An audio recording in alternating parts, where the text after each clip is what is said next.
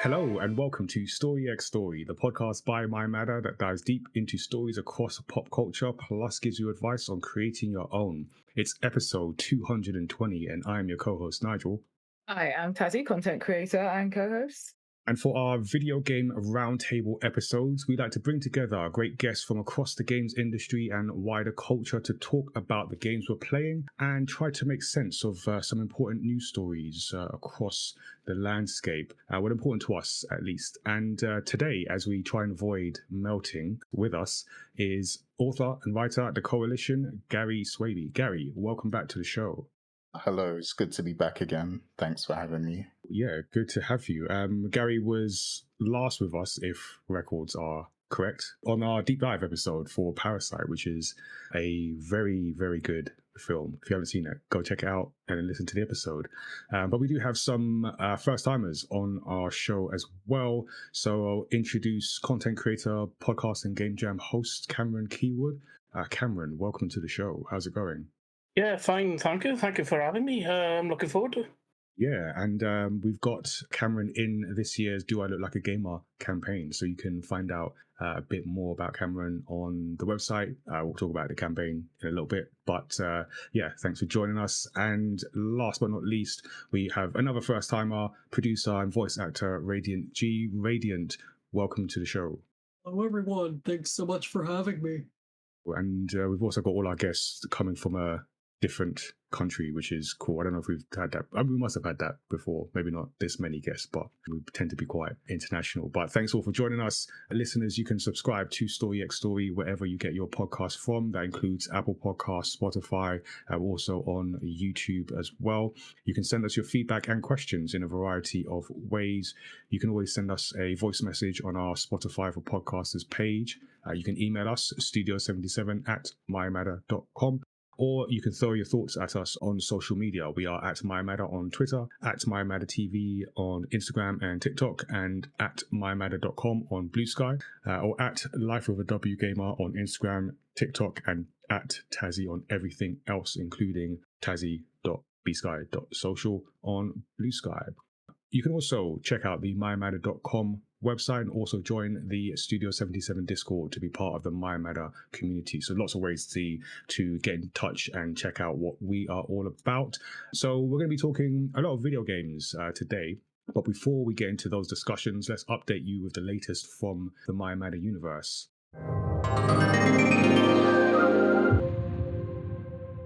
I should actually start by saying that a little programming note, because this is the last episode before we go on our mid-season break. So over July, we don't record new episodes. We'll have some past recordings from live streams as well in the feed. So there will be new episodes to you if you didn't see the live streams that they come from. So there will be things in the podcast feed, but we won't be recording new episodes. And then we'll be back in August, recording again to the end of the year when we do all our special episodes in December as well. So yeah, note for that. In terms of our comics, we've mentioned it before, but in case you haven't had a chance to check it out, check out our latest manga, Origins Against All Odds, which is now available. It's done. You can get it. Go check it out. It's the first in this Origins line that features real-life My Matter team members turned into characters and stories made of their journeys into the My Matter universe. So this first one starts with Tazziii. So it's Tazzii's story with some creative license from myself, but it's a reflective, hope-filled manga about pursuing your creative career goals in the face of resistance from doubters and the world around you. So very happy to have that out. Thank you to our Kickstarter backers for making that possible. And yeah, hope Kickstarter backers enjoy the story. Hope people get a chance to check it out. We've got some activities planned around it for later in the year, so we'll be talking more about it when we return from our break. Also in progress is the Do I Look Like a Gamer campaign. So this is our campaign promoting diversity and inclusion in the video games industry. It is a yearly initiative, and that means we do a new snapshot of 40 players and makers, showcasing the representation that does exist today, and in the hopes of inspiring future generations of diverse talent. And we were just at BAFTA for their Young Game Designers showcase event, and a lot of talented future generations in that room. In fact, actually annoyingly talented yeah, it's too young to be that talented. It's definitely not what I was doing at like 10 to 14. But yeah, anyway, personal grievances aside, very, very bright future. So hopefully we can keep that talent and get them into the games industry at the right time. As for our own events, we have the Cupcake and Gamepad Social, which is the next campaign event a little later than it has been in previous years, and also on a different day. So we're doing a Friday. Forces outside of our control have conspired to have us have this on a Friday, but we'll be there at Samsung KX, having a good time, playing games with our networking event, which features video games, tabletop games, some competition, cupcakes as well. If you've been before, you know how that goes. Get there early.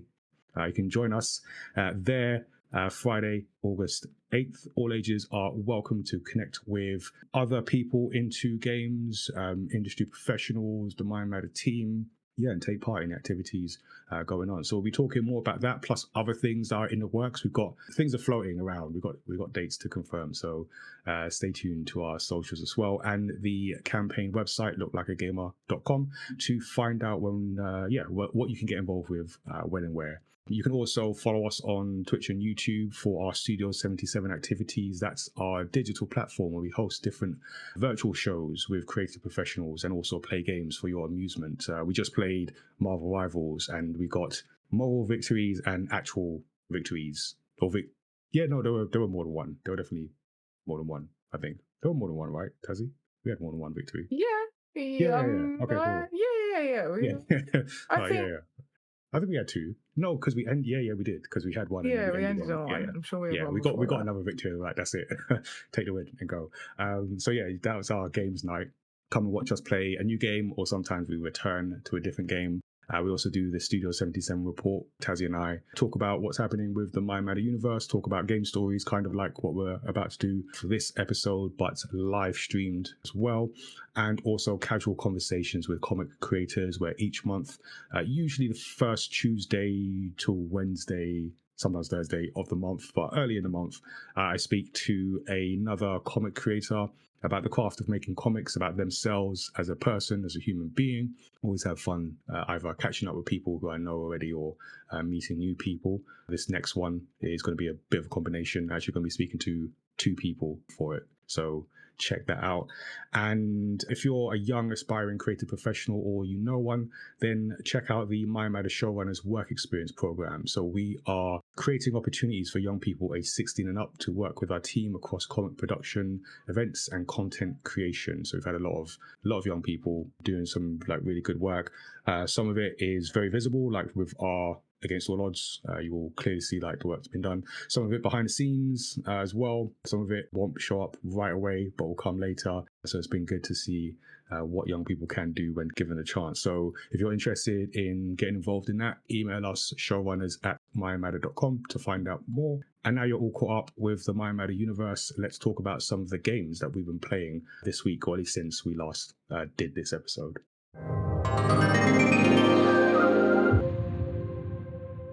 We'll have a little bit of a spoiler-free discussion about what video games people have been playing. So we will start with our guests. Gary, do you want to let us know what you've been playing first?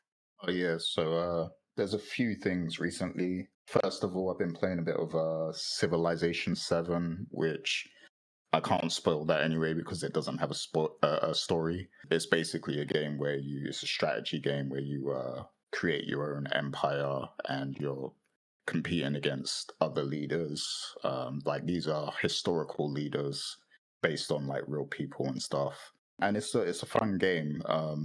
Usually I'm not into strategy games, but a friend kind of got me into this one, and I thought I wasn't gonna like it at first, but then after trying it, I really, really got into it. I got almost addicted to it. And I would it's one of those games that make you want to keep playing. Like it's like a turn-based thing, and you always want to have like one more turn. So before I go to bed, I'm like, just one more turn and then I'm going to go to bed. And 50 turns later, I'm still there playing. But yeah, it's a nice comfort kind of game at the moment. And yeah, I'm enjoying it. And I've also been playing a bit of Marvel Rivals, like Nigel and Tazziii have. And yeah, that game is it's definitely a bit up and down in terms of victories. You never know what kind of team you're going to get. Sometimes, you might not have the most cooperative team, but it's a fun game though, because, I'm really into Marvel as an IP. I love the characters. Are you playing by yourself or with other people, like matching with random people or people you know? Sometimes I do play with friends. Like a couple of us do team up and play sometimes, but mostly I'm playing solo. So yeah, it's a bit up and down. It's a bit up in the type of team that I'm going to get. I do play competitively as well, and that comes from playing Overwatch, because I also play Overwatch, which is another hero shooter, and that game kind of really got me into the competitive scene when it comes to like hero shooters and stuff. So yeah, I do play both Rivals and Overwatch competitively. I try to grind and rank up and all that stuff.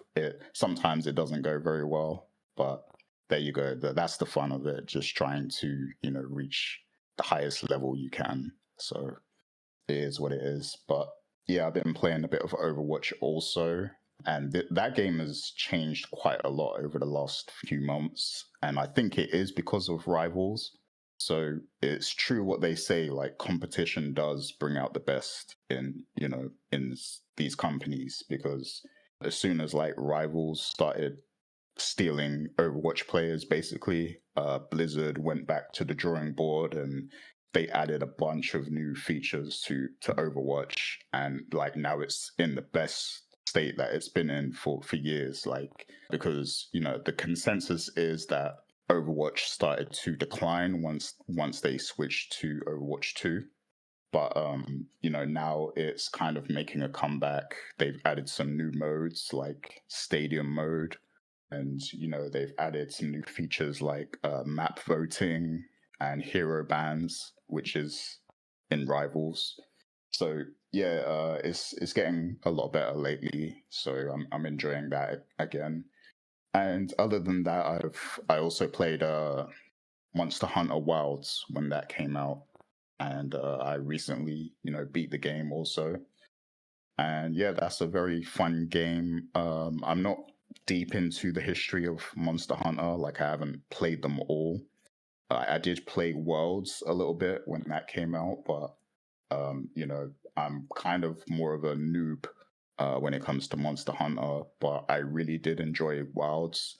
I know that there was a lot of critique about the game holding your hand a little bit more than the previous games, because there's like an auto heal button basically. But I had a lot of fun with Monster Hunter Wilds. I played it with some friends also. I liked the open world aspect of it, and it's just a fun little game to kind of like zone out and hunt monsters and stuff. So yeah, I really enjoyed that. And that is pretty much it. Sounds like you've got a good roster of games going there.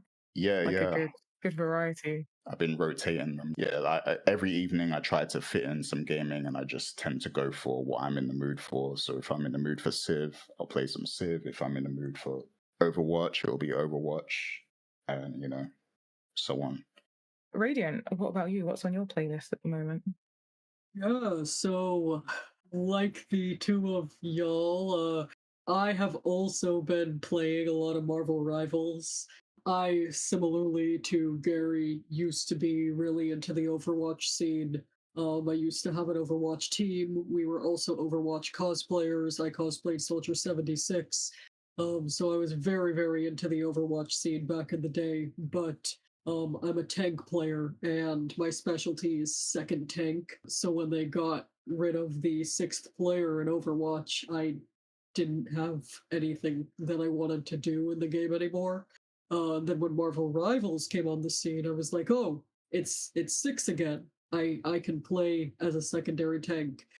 So I decided to give it a try. A bunch of my coworkers play, my significant other plays, so we all play together. I started a little server where I play with all my friends and my significant other and their friends, and it's just been really, really fun.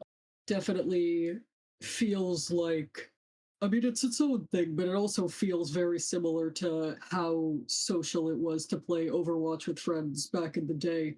I do wish that there were more game modes on the regular rather than just during events, but other than that, I'm having a really good time. I used to main Diva in Overwatch. Now I main Penny Parker, so I'm just like, give me a petite girl in a mech, and that's probably going to be my main in a game. But yeah, it's been really fun. I've been enjoying that. And then my main game, to keep on the hero shooter theme of today, my main game is Apex Legends. I've been playing that since season 3. I do it a bit competitively, but lately I've sort of been playing a little bit more casual because I've not had as much time to play. But I am currently learning one of the newer characters and considering having her as my new main. Generally, I main Loba. I've been maining Loba since they added her into the game back in Fortune's favor. But one of the newest characters, Alter, I also really, really like after they made some changes to her a few seasons ago. And then they nerfed her this season, and I thought, well, oh, well, maybe I'm not going to enjoy playing her anymore, but I do. So I have been continuing to play her, and it's sort of been a toss up of who I play game to game, but mostly Loba and Alter, and been having a lot of fun with that as well. There's also a rotation of which weapons are like the gold weapons each season that are powered up weapons, and this season has a lot of the ones that I like, so it's been really fun so far. I've been enjoying it. Nice, very on theme with the hero shooters there, and we'll head over to our final guess. Not so the hero shooters for me. I'm been playing Blueprints, which is very can't really go much into it without spoiling stuff. So I'll just say I'd recommend it to anyone to give it a play. It's one of the best, like, well, it's a roguelike exploration game. Basically, the premise is you've inherited your uncle's mansion. You can only inherit it if you find room 46, which is a hidden room in the mansion. So the mansion is set, there's 9 rows of 5. So obviously that's 45, and then the room is hidden.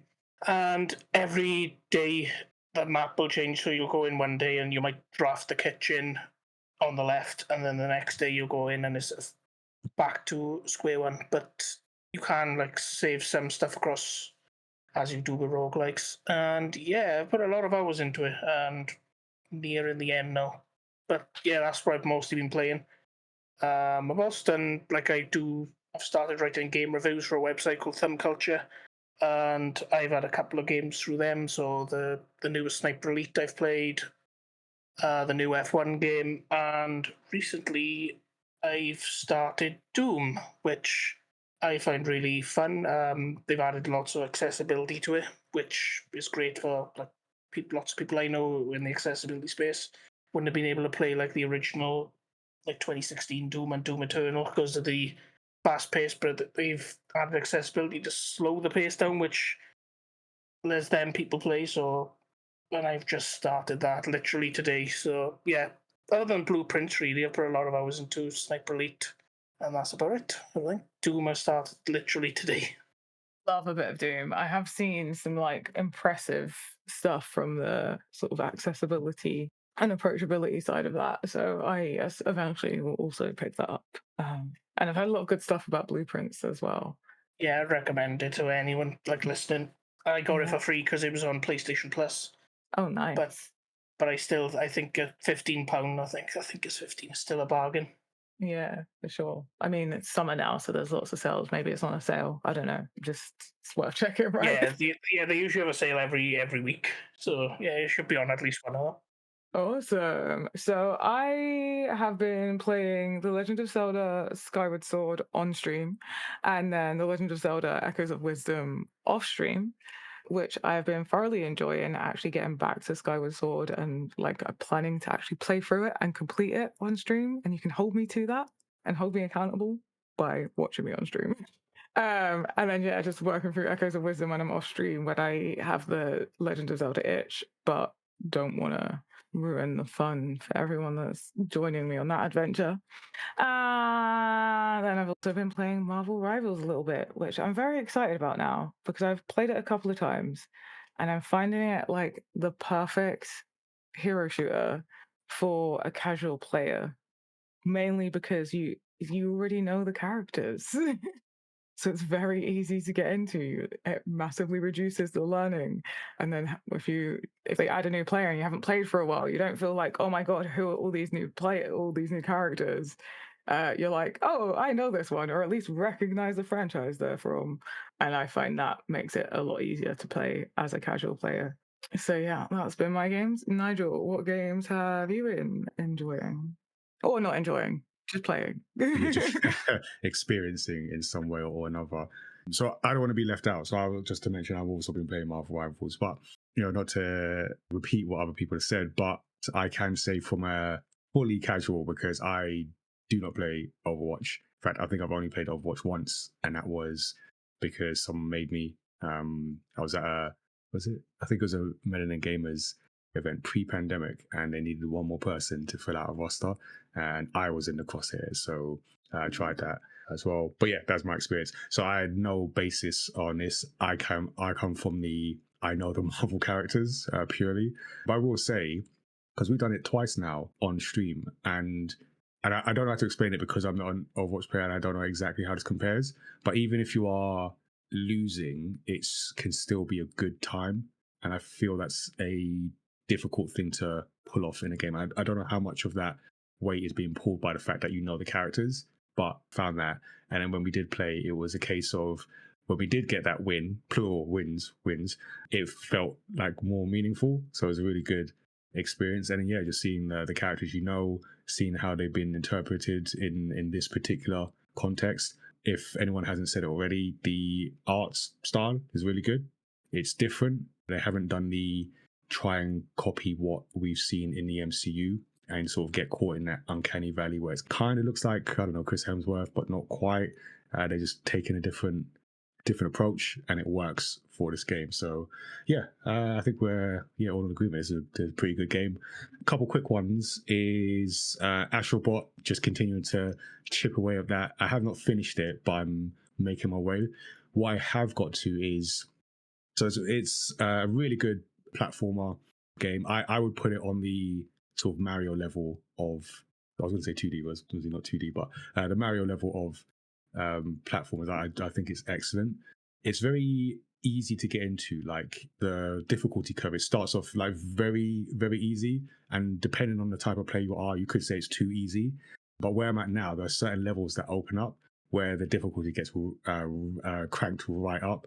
And levels, I mentioned this on a previous episode of the podcast, where you get to that point in the game where you have to do levels in essentially one take. No checkpoints. You get hit, you go back to the beginning of that level, and it gets to that point where it's like, oh, we are going to finish this level. I'm dying over and over and over and over again, but we're going to keep doing this over and over and over again until we finish this level. And then when you do, fantastic feeling. But the difficulty just goes straight up, but in a way that's not necessarily frustrating. So, or it doesn't feel unfair. So really, again, sort of how they've balanced that in terms of design, very well done. So yeah, love that game. I've been, since the last time I spoke about this at the beginning of the year, still been playing a bit of Sifu. Not as much as I'd like. I want to get back into that. Enjoying that game. I got thrown off a bit by the mechanic where when you die, you age a year in the game. And I don't think there's anything wrong with that. So it's not a knock on the game design or anything. But for me personally, I think that threw me off because it felt like I could see the failure on my character. That's totally a me thing, but like, yeah, so I'm going to want to get back into that game because it's just like the old sort of Bruce Lee movies, but you're playing them. So fantastic. I restarted GTA 5. I don't know if you guys have heard of this game. It's a little indie game. Yeah, I think I might have. Okay, yeah. So I think some people missed it. It came out a decade ago, so sometimes the things fall off. But yeah, I thought I'd give this a go. Because obviously you've got GTA 6 coming out next year. I've sort of given up because I never actually finished it, so I'd given up hope of finishing it before the new one. But when the delay was announced, I thought, okay, I've got a year, so let's finish. That should be enough time for me, but we'll see. And yeah, it's GTA. You all know what the deal is at this point. I don't think there's anything. There's nothing I could spoil, and there's nothing I can say that you don't already know about it. But yeah, so playing that, and lastly, playing South of Midnight, which I've really been enjoying. I feel that is a game that we mentioned, or I specifically mentioned last year as one of my most anticipated games of this year in our Wrapped episode. And I'm glad to see that it's come out as a solid game. So I think visually it's fantastic. It's not quite. I don't know if anyone saw the original trailer when this was announced. I think it was a Summer Games Fest, but it had this I'll say the Spider-Verse effect in the visuals, which looked interesting, but it doesn't quite. I don't know if they reduced it in between then and release, so it's not quite that. At least in some of the cutscenes it is, but in terms of general gameplay, which I feel, because I did wonder at the time, but I wondered how that would play when you're seeing that effect over and over. So I wonder if that was some of it. But other than that, yeah, visually it's fantastic. The character is interesting. So we're big proponents of diversity on this. So seeing like a black lead character, but the game is built around. It's not just like it's there and for no other reason, but there's the culture from the deep south in the US has been brought in and very much woven into the narrative of this game, so it all makes sense. Yeah, and game mechanics are relatively straightforward. At least I'm still relatively early, but pretty straightforward to get the hang of. There was a gap in terms of between plays, and I found it easy to sort of pick up where I left off. So yeah, really enjoying this game and recommend people check it out. I can't remember if Tazziii, you mentioned you were gonna play it, or you had played it. No, it's on my list. It's on your list. Okay. No, it's yeah, I'm really enjoying that one. And it's a new game that I played pretty much in the week of release. So I'm impressed and proud. Yeah, you know, I will take that. I will take that because it might not happen again. Cool. So those are all the games that we have been playing, enjoying for the most part. Now let's get into the gaming news segment. In our video game roundtables, we like to look across the games industry for big topics and stories that can catch interest and discuss them with our panel. So I think I said this on the last one. For a while, we hadn't had Nintendo as the lead story on our roundtable because it all been rumors and speculation. And then the speculation and rumors turned into the announcement of the Switch 2. And now the Switch 2 is out. So our main news story today is what is being called the successful launch of the Nintendo Switch 2. I don't have one. I've now played one, but I don't have one. But after what felt like a very long wait, filled with a lot of leaks, some reveals, I hear about a little pre-order stress, some hands-on events, the Nintendo Switch 2 is here. It felt like the launch went relatively smoothly, and from news stories, it looks like to be a big success for Nintendo. So first of all, let's just see, does anyone own a Nintendo Switch in our panel? Nope. Okay, so we're all Switch 2-less. Indeed. On this one, yeah. Yep. Okay, cool. All right, so listeners, take that there's your pinch of salt for whatever we say next. Although I know Tazziii and I were at an event by Nintendo Social Group here in the UK. So one of our team, Adam, does his own events with his own teams around Nintendo consoles. So we did get a chance to play the Nintendo Switch 2. By accounts, it's become one of the most successful and potentially influential consoles of all time. It has sold over 3.5 million units worldwide in the first 4 days. So what do we think, looking from afar, because none of us own it, but how do we think this launch has gone? Are you calling it a success? According to my social media, yes. Okay. How about everyone else? Yeah, I don't have one myself, but like my very close friends have one, and you know, the response from them has been very positive, in terms of, you know, the games and everything, particularly Mario Kart World. There's a lot of praise around that game, so you know, everything I've heard is pretty positive about the Switch 2. So I would say that it's been a pretty successful release. Although there are some, discussions around it, but from what I see, it seems pretty positive. Yeah, I'd probably say the same. It is mostly positive. Obviously, there's been like the whether the games are on the actual cartridge sort of controversy with the game key cards, but as terms of a console release, yeah, it's gone pretty well, I think. It does feel like that, but at the same time, it feels a bit, I don't know, maybe it's just me, because when we did our roundtable at the start of the year, one of the things that did come up was the price of the console and at least one game, Mario Kart, but that led to a wider discussion about game prices. So just as a reminder, at least here in the UK, the Switch 2 is £295.99, and the Mario Kart World bundle, which to my mind seems like the only way you should get Mario Kart, at least in these early stages, is $429.99 in the US, $449 for just the console. Because I had a feeling that the price might impact the success of this launch, but it feels like price hasn't been an issue at all. Is anyone surprised by that? I'm not surprised.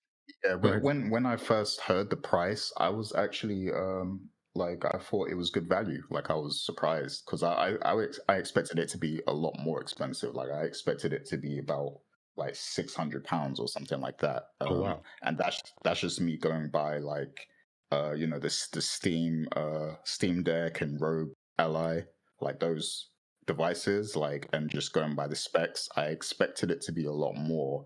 So I always felt like this price was fair. So it didn't surprise me. I have a caveat to my answer. It doesn't surprise me, and my caveat is that I am very curious as to know the people that are buying it. Because my caveat is not surprised that it's sold, because I reckon the audience that have bought it is different to what would usually buy a Nintendo console. Interesting. And I think the Switch 2 is a slightly different market. The Switch 2, based on its design and features, I feel like most Nintendo consoles have previously been very family-friendly consoles. And I feel like this is more aimed at the people who were Nintendo children and are now Nintendo adults. And also, like, it's even the design is way more like mature. It's way more comparable to a like Steam Deck or ROG Ally than a Nintendo Fun family console. And I think it's just a slightly more mature initial audience than they normally release to. Radiant, I think were you going to say something? Yeah, I was going to say that, globally it's done pretty good, but in Japan specifically, it's done incredible. Like, the local Japanese sales are through the roof. And that doesn't surprise me at all. I think that in a lot of ways, the Switch 2 is what the Switch should have been, but they just weren't there yet. And now they've worked out a lot of the problems, and they've also added new features and elements like that. And I think that it's not a surprise at all that it's been a success, and the way that it's been a success. Yeah, I mean, it's not uncommon for Nintendo to bring out a first version of a new form factor, and then in the second iteration, I mean, that's a typical game console thing, but I feel Nintendo are particularly good at, like, here's the first version, it's maybe a bit chunky, a bit awkward, and then the second version, right, we got it. It's sleeker. It works better. Nintendo DS and DS Lite. That's what I was thinking. That was in my mind in particular. As a perfect example of that. I feel a bit surprised. I really thought the price, even though, and I didn't get a chance to check the tapes, but I felt that even though my assumption or my prediction wasn't as much as Gary, I felt Nintendo, there's no way it was going to be above £500. Even that would have been I think I was about the 400 mark for like a Nintendo console.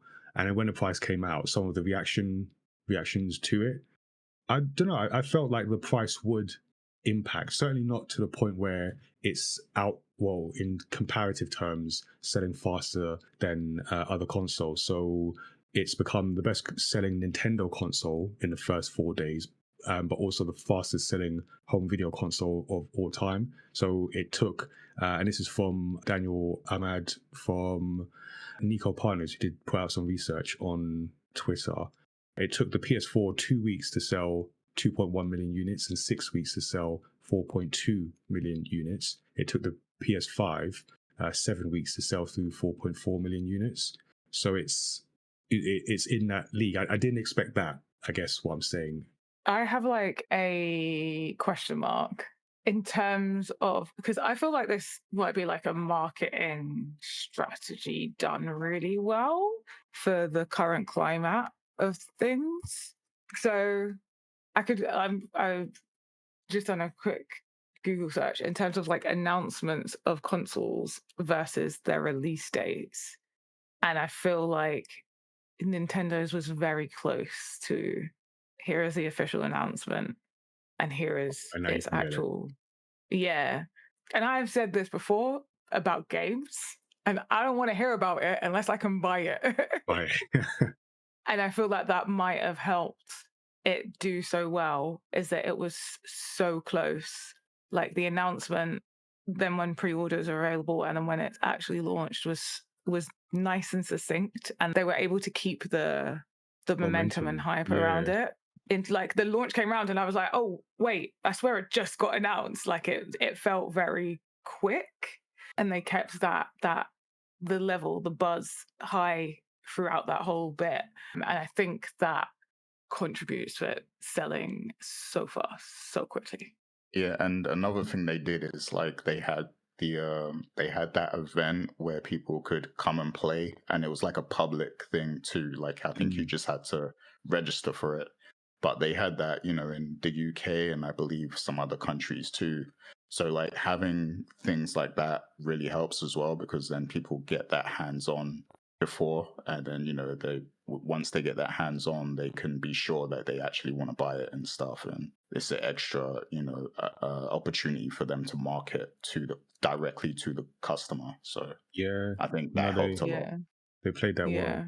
Yeah, I think they had a very good marketing campaign. They done well.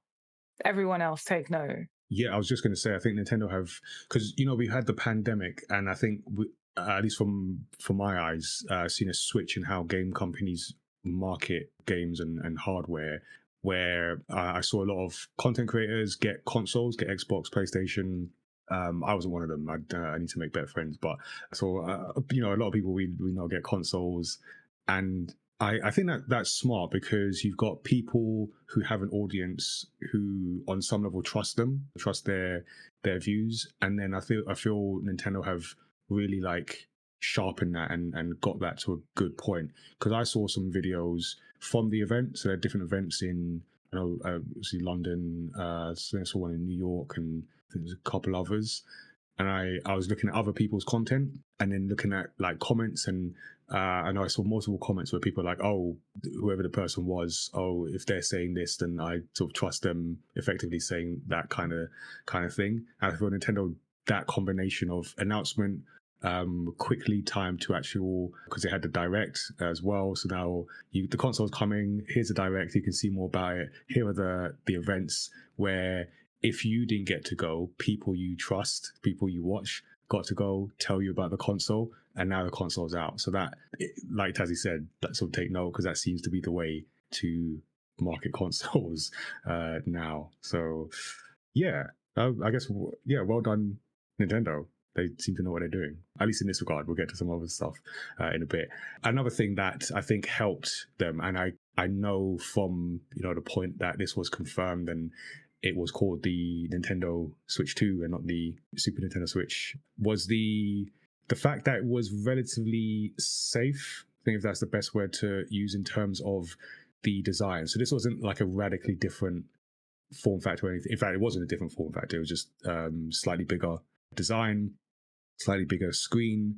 Didn't quite have the OLED screen, although I'm sure that is coming. But the Joy-Cons attached magnetically. The kickstand I've now seen and felt is actually a lot sturdier than it looks. And yeah, it's just a bit of an improvement. And I think one of the things that Nintendo, I feel, other than the original Super Mario Brothers film, have been scarred by, is the failure of the Wii U.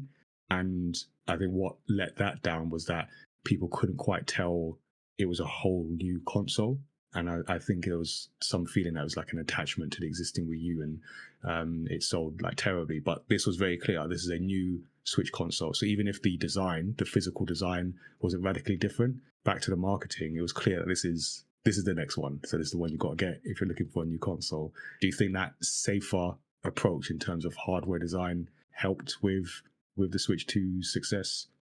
I think so. I think because to me, I kind of mentioned this earlier, but it's kind of directed at a different audience to normal, at least for the first edition. I feel like we'll get some special editions that are fun and colorful, but it looks more akin to like a Steam Deck, that kind of like sleek, dark color, one color look, the curvature.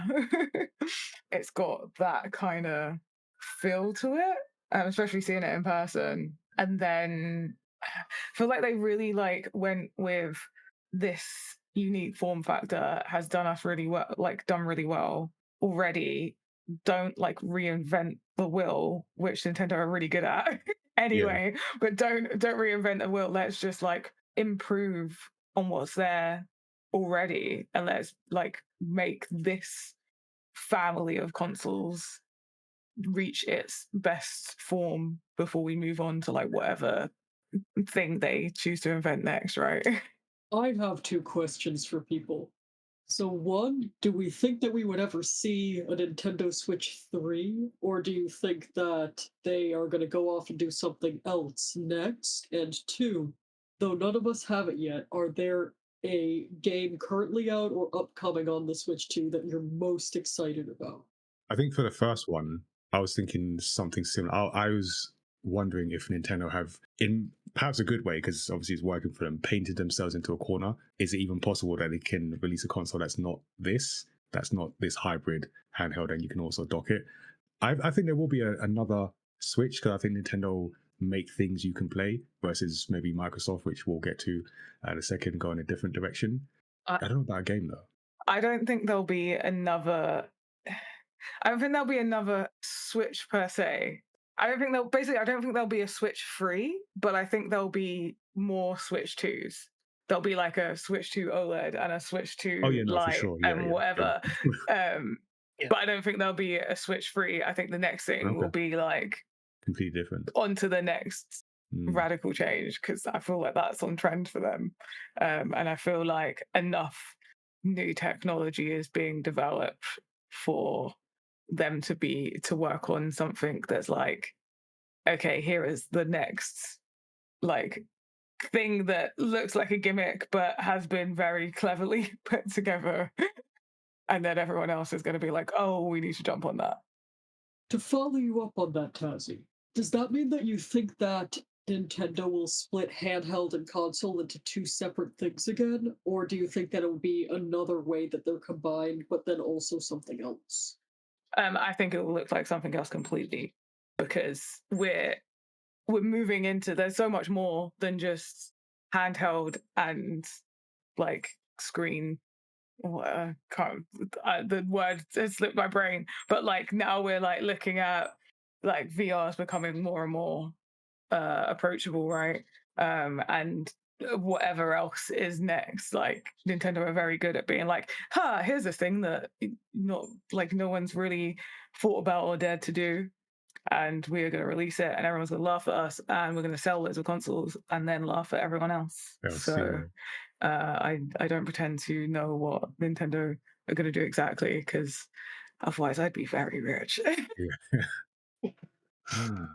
That is, you know what? I don't know, because I can obviously we've made sort of arguments for both, and I can see both. But I think Nintendo are going to have a good sit down and answer that question. And obviously they would do, any company would do that after any cycle. But I wonder if Nintendo, the money making company, how big a voice that will have in the should we deviate away from this very successful, by the looks of it, and it's still very early, but by the looks of it, a second successful console in a row, which they haven't necessarily had for a while.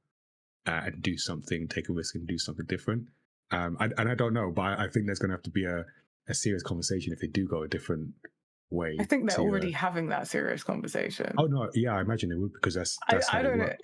Yeah, like, and I don't think it's like I think their risks are calculated, are very calculated, which is why we see them succeed quite a lot. Like they know their strengths, they know their weaknesses, and I think they're way more confident in their approaches when they go for them than, like, say, Microsoft or Sony. They seem to have more conviction. I like. It sounds like I'm like super pro Nintendo. I'm just going off like what they do. I just want to make that. I think all consoles Nintendo are equal. Fangirl confirmed. No, it's too late. We've heard too much. Except for maybe the PS5. The PS5 is not equal to every other console that's ever existed. Never mind. I'm sorry, but I don't, because if they were gonna just stick to what is being successful, they would have. Like everything's gonna change anyway. So what's printing money now is not going to print money in. Like, I can't remember how long console cycles typically are. But it's forever now, but let's say 7 years, 7-8 years. 7-8 years, yeah. Everything's going to look so different. So we're like, yeah, this is great. But in 7-8 years, is the handheld console hybrid going to be what looks successful at that time?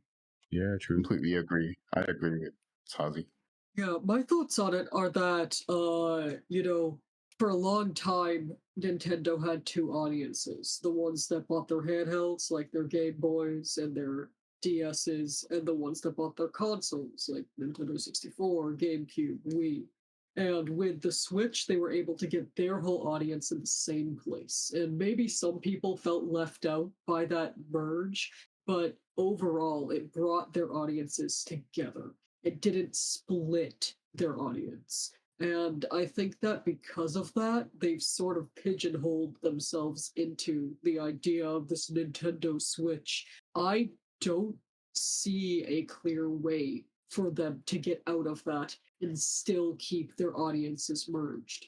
So I honestly think that if they do another console after the Switch 2, that we'll probably see a Switch 3 unless something changes drastically. This is the thing.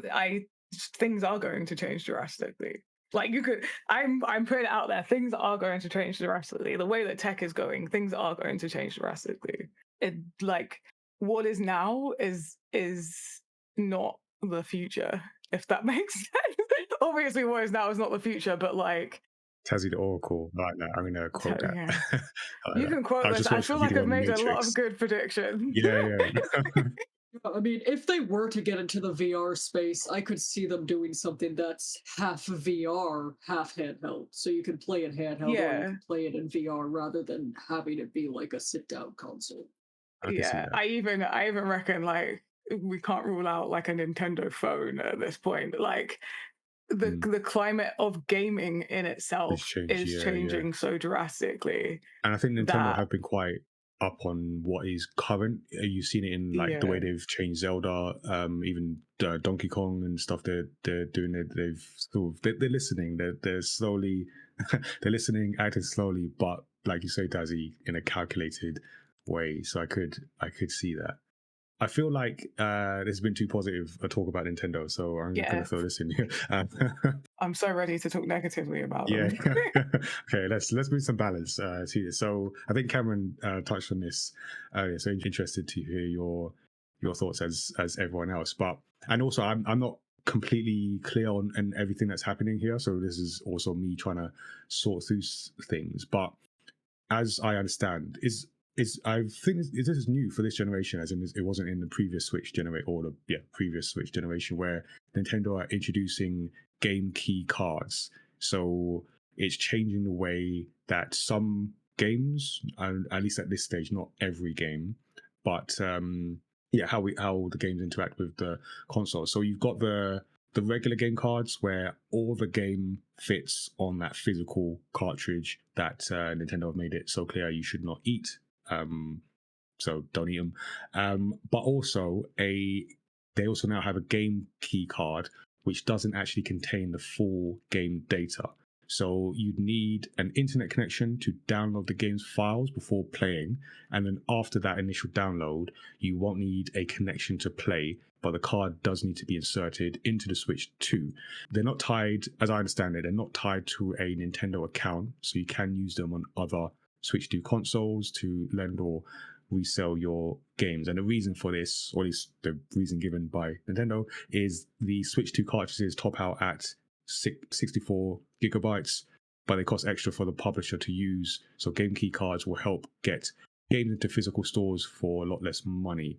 But the other side to this is, and maybe Cameron or Tazziii, if you know more, is that this has now become a, do you really own the game? Do you not? And then tied into that, Nintendo changing the agreement, the user account services agreement, to reserve the right to, quote, render the Nintendo account services and or the applicable Nintendo device permanently unusable in whole or in part, which has raised a number of storms.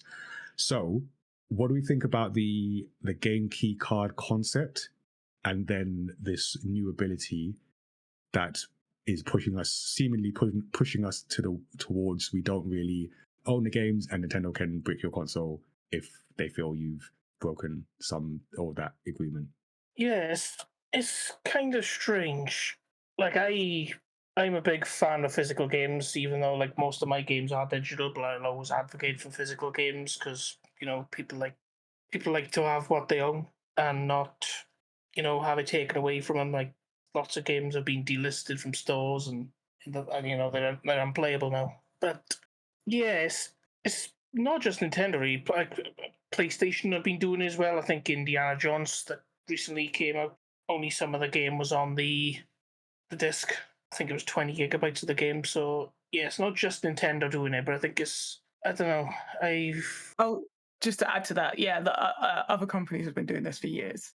But the surprise is that Nintendo are doing it. Yeah. Where we didn't expect that. Yeah, because like Nintendo, usually, the other two have been in a so-called console war. Nintendo have done their own thing for years, and it just seems like they're trying to like catch up with the other two with this. But yeah, I'm not really a big fan of it personally. Like I don't know what other people think. Like obviously, it has its pros and cons, but yeah, I'm not a big. I understand the intent of it, but like I just feel like it's anti-consumer just because there will be companies who exploit the trust of like the gamer. Basically, like it will come at the gamer's expense, and sometimes you get companies who they'll basically remove their game from so you can't even download it after, even though you've already bought it. They might remove the game from the server and then you can never download it again even though you paid for it. Things like that happen. So in that sense I believe it's anti-consumer, but I don't believe Nintendo's intention was coming from a place of like negative, but it's just where we're at in gaming. And like Cameron and Tazziii said, companies have been doing this for years. Like I remember buying a copy of Call of Duty for was it Xbox, I think, and then and it wasn't even on the disc. It was just like a code to download it or something. So yeah, this has been happening for a very long time, and I think it's a broader gaming problem that needs to be solved, like in terms of like digital ownership. I pretty much what Gary said, but oh my god. I think the key cards are an improvement from a purely digital game, but not a replacement for physical cartridges, if that makes sense. Yeah, it's a bit of a halfway solution. Yeah, like it does have its benefits, but I don't think it should completely replace having full games on cartridges. I'd like that to be an option still, at least for some games, or like special, like even if there was like special editions that are like full game on cartridge. The idea that I can't just put the cartridge in and play is wild. Like and people go, everyone has an internet connection. No, I live in the middle of London and sometimes my internet goes down, or even if it's not my internet, server on the other end goes down. That happens a lot. How many times have we had like massive server companies go down and then we can't access things? It's a common occurrence, and I like to be able to just play my games and not go through like 1,000 hoops before I get to game.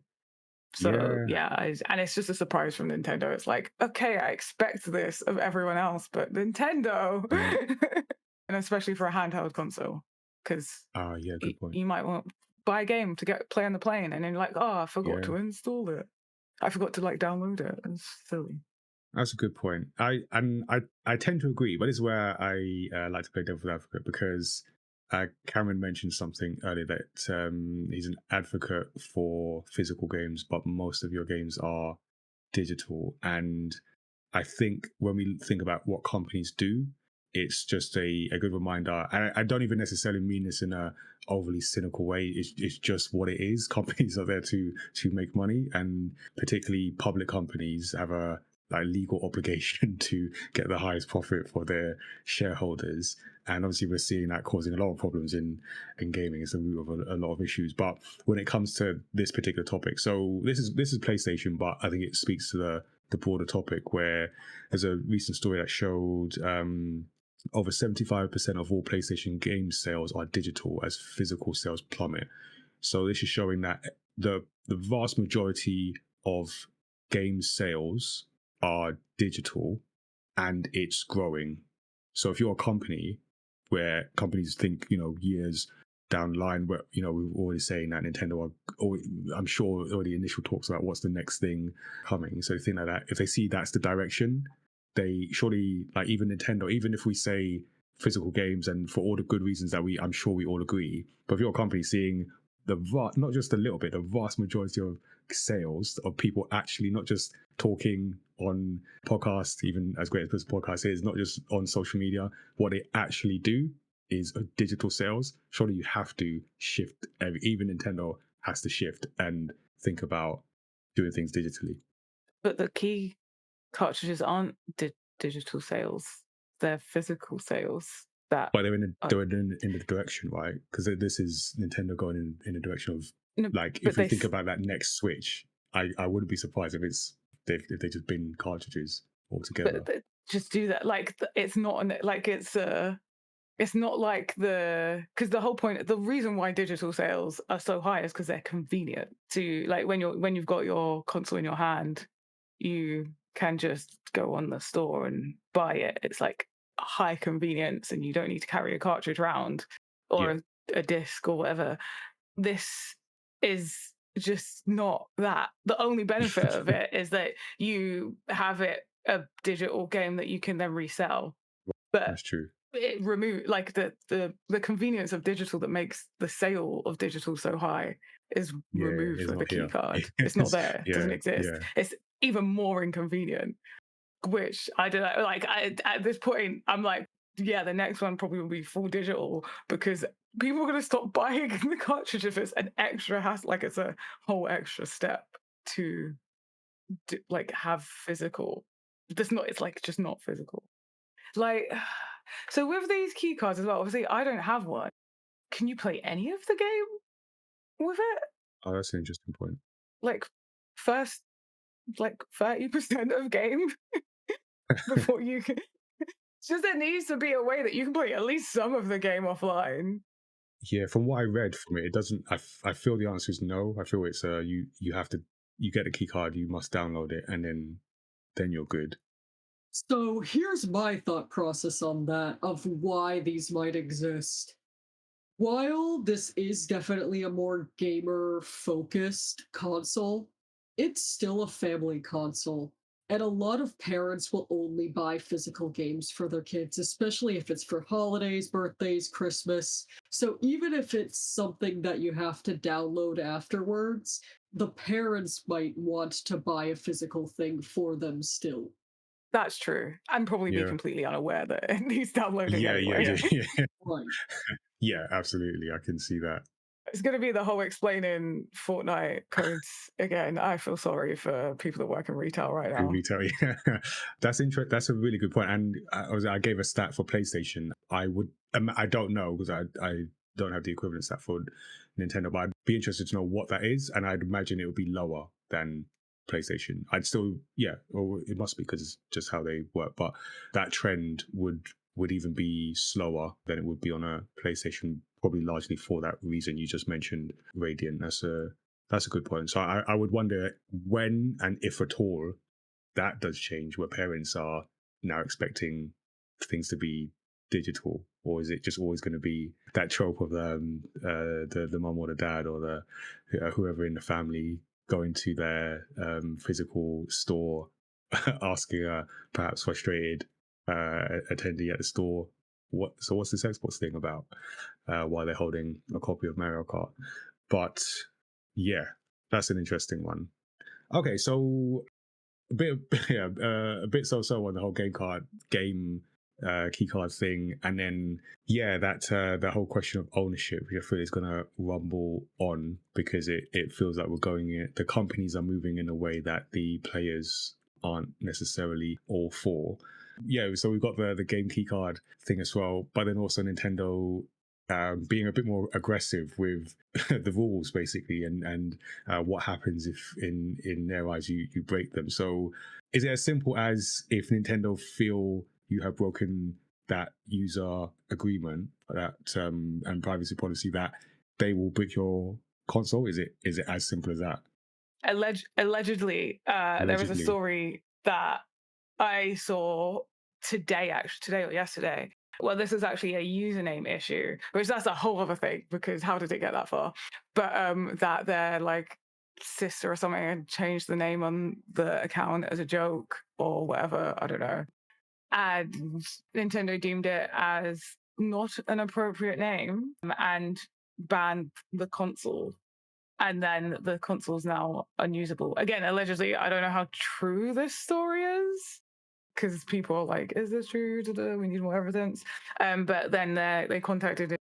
The response was, return the console. We can't undo it. And that I have a massive issue with. Like, firstly, that you're doing that to people's consoles with like no warning, no chances, no like strikes, I guess, and like it being permanent and irreversible is a whole nother level. That just does not sit right with me. Doesn't sound good. Yeah. But I'm like, maybe this is not a true story, or maybe it is reversible and they can do it in some instances, and that it's just at this moment they may be like teething issues, right? That's what I'm hoping for. I'm giving the benefit of the doubt for now. So okay.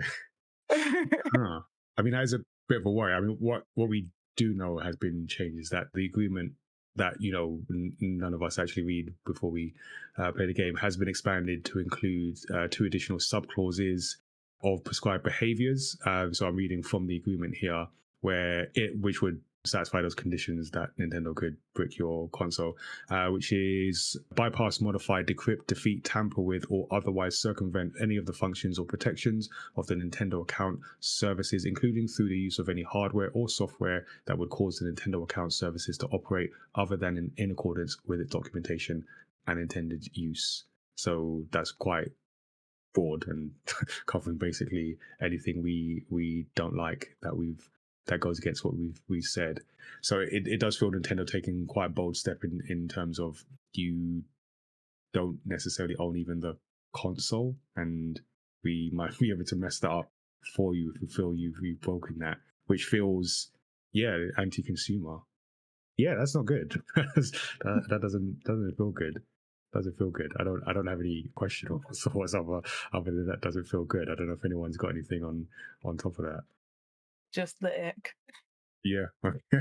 Gives me the ick so much. I was going to say, I hadn't heard anything about this story, but it does seem very extreme. I am interested to find out if anything else had been done from that account aside from the username to cause something like that. But either way, I feel like that should not be are they at least going to be able to get a full refund for it? Or are they just out of that? I don't know. I don't know that far into it. Well, from the Gotcha. story that I read, it's still like an ongoing thing. They're still in conversations, but that is like the current advice is return the console to like Best Buy or whatever it is in America. So yeah, Yeah, that's like the one to keep an eye irreversible on. thing is definitely concerning for me. Mm. Yeah, it makes me wonder if that was what was intended to happen. Yeah. That's why I give them the benefit of the doubt that maybe they're just working on how they reverse that. They made an oopsie. And Perhaps, yeah. And it is early, but yeah. I mean, it feels like there is some intent there, but maybe the execution of it. Yeah. So I think that's one to look out for. And yeah, just the whole question about preservation and what do you actually own, if anything, at all. Yeah. So that's a lot of Nintendo, and rightfully so, because they've got a new console. But I also wanted to check in on some of the other platform holders and games. So we'll see what we got time for. But looking over at Microsoft, because they should not be left out of the handheld conversation. And shortly after announcing that they would not be doing their own handheld, they then announced what, in my mind, is essentially an Xbox. I mean, it is literally an Xbox handheld. They're just not making it. So they announced 2 Asus ROG Xbox Ally variations during the summer of 2025 Xbox Game Showcase, and both of which, this is the opposite end of the scale of Nintendo in some ways. This is including more powerful AMD processors, a native Xbox app, among other things, that will launch in the holiday 2025 window. There's a story about the handhelds themselves and what they will bring to this race, but I also feel there's a discussion about what Xbox are doing on a hardware side, because this is interesting to me. And alongside this announcement, there was a recent story about one of the original founding members of Xbox, Laura Fryer, saying that she believes the firm, Microsoft's hardware, or Xbox within Microsoft, Xbox hardware ambitions are, quote, dead. She calls the company's current roadmap chaos. That's another quote, and ponders what the future may be for Xbox going forward. So I'll just read out this quick quote because it's quite an interesting take from someone who was there at the beginning. So she said, "There is literally no reason to buy this handheld, the ROG Xbox Ally. Obviously, as one of the founding members of the Xbox team, I'm not pleased with where things are today. I don't love watching all of the value that I helped create slowly get eroded away. I'm sad because from my perspective, it looks like Xbox has no desire or literally can't ship hardware anymore. So this partnership is about a slow exit from the hardware business completely. Personally, I think Xbox hardware is dead." So do we agree? And what do we think about this move into handheld as part of the wider everything is Xbox strategy? I wanna add another thing, because I don't know if you've seen the other news, Nigel, about Xbox hardware, but the The Meta. the Xbox Quest. Yeah. I forgot about that in the notes. Again, an What's example going of on? them not making their own hardware and just kind of making a optimized version there. Oh, interesting. Very interesting, because I know that there's been some collaboration between Meta and Xbox in terms of the Meta Quests anyway, and it's interesting that there's kind of like a Meta Xbox Quest, I think it's called. I'm gonna. That's just all I'm gonna say, because Interesting. That's the I have official. some Okay. NDAs that I can't really break. Okay. We don't want to get anyone in trouble. So, is anyone not under NDA wants to chime in on whether Xbox hardware is dead or not? I don't think they'll do another console. I think they've got it pretty good recently. They can bring out their games on Game Pass to PC and then charge people from PlayStation who want to play it. So, perfect example, Indiana Jones I was talking about earlier, obviously on Game Pass when it came out, bit of exclusive period as well. Bring it to the other consoles 6 months later, and then you get an extra. One of the best-selling games. Yeah. Yeah. Yeah, I feel Xbox are doing an intentional Sega, and I tend to agree with. I mean, it wouldn't necessarily shock me if they had another console, but the way they're moving, it feels to me that they have kind of given up on the console, and I think this ties into a wider Microsoft context because I feel I would have said this on one of the pandemic era roundtables where like Microsoft as a company used to make their money from selling you copies of Windows and Office, and that's how that worked. And when Steve Ballmer, who took over after Bill Gates, but then he left, and Satya Nadella, he took over, and he came from the services side of things and has like led a shift, company-wide shift. So now Windows isn't a box product, Office is a subscription service. So it's a move to services. And I felt at the time, at some point, with Game Pass leading the way, Xbox would be eventually folded into that, where it's less about the physical thing and more about the hardware. And I feel that's what we're seeing now, where there's less concern about like this console war. So what? As long as we've got you on our services, because that's what we do as Microsoft. So I wouldn't be surprised if they didn't release another console, and it feels like this is the slow exit from hardware for Microsoft. I agree.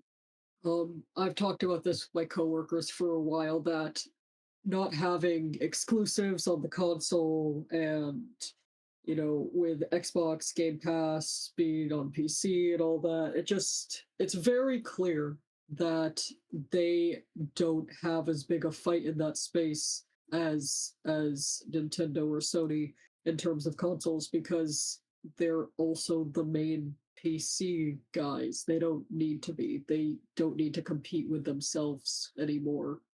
Is that a good thing? Is that for players specifically? I think it will be a good thing for them, but it's a good thing for players to lose. If we are saying that eventually at some point, you know, at least Microsoft, the hardware won't be a priority. Is that a good thing, or is it okay that they're partnering? Is that just filling what would have been the gap left by a hard Xbox exit?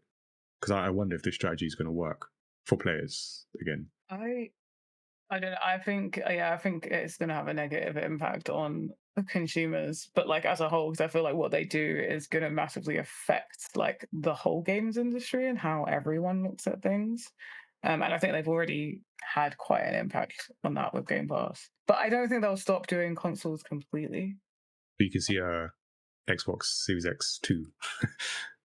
I don't know what silly name they'll come up with. Yeah. But I do see like another Xbox console the same way that there's like a Surface. Like it just won't be a big part of their thing. It will still be there for the consumers that want it, but it won't be like the center of it. It will just be like, okay, yeah, and we have a console like for those still interested, because I think there is still enough of a market that for that they won't go completely. I haven't owned an Xbox since the Xbox 360. I haven't wow. Okay. seen a reason to. Okay. Like, You've left the genuinely, console, like, the Xbox hardware. See, mine was the opposite. From after 360. It took me so long to get a 360. It was like end of its cycle. And then I was just Xbox because I saw more of an advantage to having an Xbox than a PlayStation for me personally. Interesting.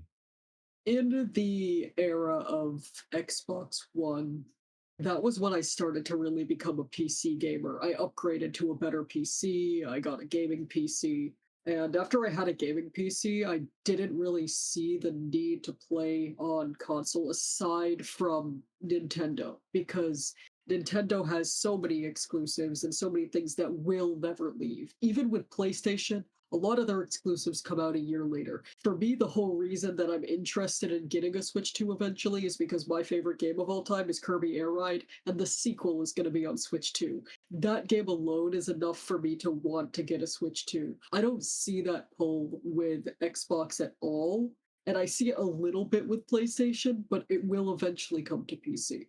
I want to put out a thought here. As someone who's worked in a lot of like electronics retailers, you sound like a consumer that is the like game focused consumer, which isn't actually the vast majority of people who can like are the average consumer. And I think when you are like in games, content creation around games, very like it's a high on the list hobby for you and interest, it's easy to be like, everyone is focused on where the exclusives are, but most people are actually focused on convenience. I thought I was going to get a gaming PC and then play on my PC most of the time. And that didn't happen to me because for me, like a priority is convenience, which is actually a big portion of consumers. Again, that goes back to why like digital is really handy. And so that's still a big part of it. So as long as consoles are convenient to boot up, then it will still be a thing. Saying that, obviously, the more that Xbox get on the like cloud gaming and Game Pass, that becomes like a convenience. But the time it takes to start a game is like a massive thing because you're not like games aren't just competing against games; they're competing against their attention spans, which other things have as well. So I think that's what will keep them in the game is the convenience of pulling a console up. Just to bounce off of that, because I do agree, there is still a lot of people who value that convenience of, a gaming console, which is a dedicated gaming device. And I think one thing that could be one of Microsoft's next moves, because I know with the Rogue Ally, the Xbox Rogue Ally, they have like a modified version of Windows 11 on there, which is free of all the bloat that the PC version comes with and stuff. So one thing they can do if they do kind of get out of the straight console market is, maybe they can come out with their own kind of Xbox branded line of PCs as well as the handhelds. And these could be like more focused on convenience, where it's just a gaming experience, like it's a gaming PC basically, but you don't have all the other bells and whistles you would on a conventional PC maybe. So that could be something they maybe get into to kind of bridge that gap between consoles and PCs. That's such a good point. That's such a good thought. I agree with you. Yeah. And I feel like Microsoft are doing with Xbox what they've generally done with other things, and Tazziii sort of hinted at it with the Surface, where Microsoft are huge, like just in case anyone didn't know, and they're in a weird space with hardware because I think it's happened with tablets, certainly with phones as well. There's a period when Microsoft were doing the phones where they wanted to make hardware, but they also didn't want to conflict with too much their partners who would take their OEM hardware and make their own version of it and then sell that. And they eventually sort of receded on particularly phone hardware, but in general. So it's like, and I think Google does this with the phone where it's sort of like, here's the base model, here's what we do. And then you go and take it and make your own thing. And other people do that, which is a different model than like Apple. Apple's like, you want Apple, come here and nowhere else. Or Microsoft kind of like everywhere. And I feel that's what they're, to sort of double down on my earlier point. I feel the Xbox strategy is just being folded into the overall Microsoft strategy of, yeah, we make hardware. Here's what the console should look like, but really we don't really care because we know you, Rogue Ally, Meta, are gonna take it or partner with us in some way and make the hardware that is going to be pushed and marketed and sold, and we'll just do the services thing back here. I think that's what they're doing. I'm just thinking of this like as we like speak. I think that's what they're doing now. So interesting. I feel all three have got just very different approaches here. Let's touch on Sony and see what's going on with Sony. So specifically, I mean, they had a recent state of play, obviously as part of this whole Summer Games Fest. But what I particularly want to bring up is live service, and particularly Marathon being delayed indefinitely. So the story is Bungie has delayed Marathon, scrapping what was scheduled for a September 23rd release date, and they've offered no new release date or window in a development update on Marathon. So I personally, I don't know about anyone else. I had no interest, zero interest in this game, but I am interested in this story because it kind of speaks to what is happening at Sony. And if anyone can give me some clarity on this, it would be greatly appreciated, because there was a point in time shortly after the pandemic that Sony said they were going to go all in on live service games. I think they were going to do 12 live service titles. Okay, cool. How many have come out? Have any of them come out? Many of them have been out and then scrubbed from the internet. Scrapped, yeah. It's just scrapped. So yeah, what is going on? And as we record, I saw a video earlier today where essentially someone was complaining, and I feel at this point, rightfully so, I can't really make an argument against it. He just felt that the PlayStation 5 generation hasn't happened. It hasn't really happened. And after what was, I'm a PlayStation owner. I mean, I own all three, well, except for Nintendo Switch 2, but I consider myself like PlayStation because first-party narrative-focused games. But after like Ratchet and Clank, I know Returnal, I think there's some popular remakes as well.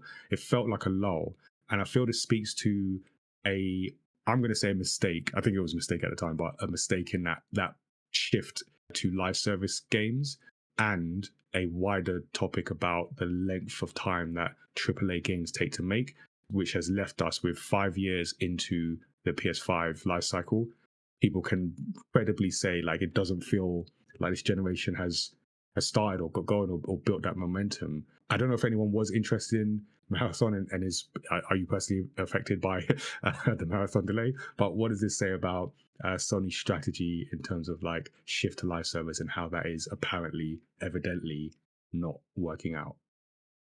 Yeah, I'm like a big Sony, got the PS5, and I think big mistake trying to focus on live service. I mean, you got games like Fortnite where the collaborations are insane. I was talking to a friend the other day, and he was saying his son come running into his room because Bob from Bob's Burgers was able to buy Bob from Bob's Burgers. Is it? Oh wow, okay, that's a good show. Might about. Yeah, it's just so I don't think there's any competing. For Marathon, I wasn't really interested in the game, but I like the art style, sort of the futuristic, sort of androidy, like bold colors. Well, you know why the delay happened, right? Because of the reception. It's a poor reception. Because the art style was plagiarized from another artist, and to the point where you could even find her watermark all over the game, her logo. I did not know that. Yeah, no. That came out a couple of weeks ago, yeah. Yeah, there was a live stream where the game designer brought the art director on, who clearly followed this person on Instagram and basically made him do an apology, and he just looks so dejected that he was caught. But yeah, no, literally her designs, her logos, everything all over the game. The entire you can take out those decals if you want, but even just the language and the art style of the whole game was stolen from a very specific artist, and that's what caused the delay. It was all plagiarized. That's incredible.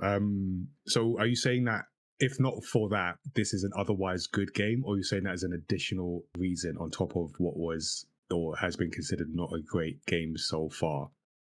So there's a layered question there. No, but first of all, I don't think that Marathon should have been a live service game in the first place. I think that something else should have been done with that IP, personally. But this is, I don't think that That's you crazy. can disconnect the build of a game from its art. I think that games are art, and I think that if you plagiarized the art in the game and literally stole files from another artist, then how can you disconnect that from the game as a whole? From the rest of the game. Okay. Because it does speak to the game, and it feels like a game that's had troubled development. But to your point about this should have been a different type of game, it kind of speaks to the issue I was sort of like trying to get at, where Sony, PlayStation specifically, a platform that is known for first-party narrative-heavy games, suddenly veering into live service purely, this is my opinion, purely for that sort of profit motive. And I can understand it. Again, to my earlier thing, companies have to make money. Got it. You're looking over the fence. You're seeing Fortnite literally print money every month. I understand. You gotta look. you gotta look over and see maybe what you can take from that. But I think the key thing here is that there's looking and exploring, because I feel like that's fine. You know, it's not to say like Sony should only make this type of game forever and ever and ever and not even consider anything else. And it's not to say that live service games don't have a place, but it feels to me, again as a PlayStation fan, as it's come to the detriment of what they do well.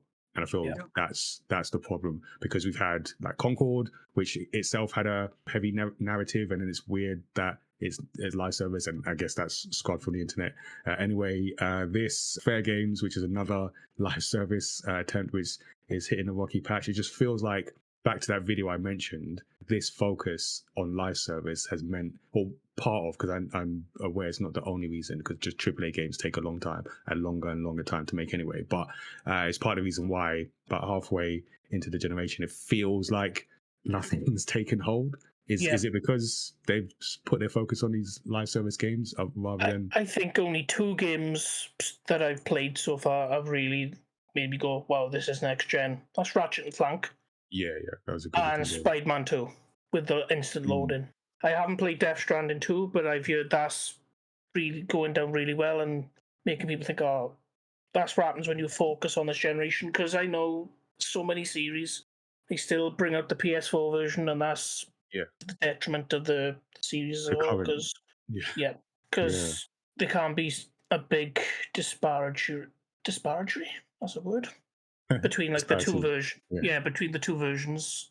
Yeah, they basically is like they're building on the PS4 version and upping it for the PS5 rather than just focusing on the PS5. Yeah, so like I said, all the games I mentioned are exclusive PS5. Yeah.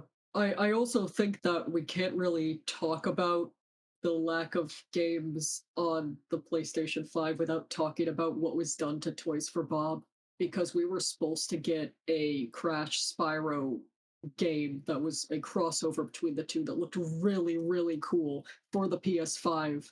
But after what happened to Toys for Bob, because of the parent company before they went indie again, it had to be scrapped because they wanted them doing QA for Call of Duty or whatever.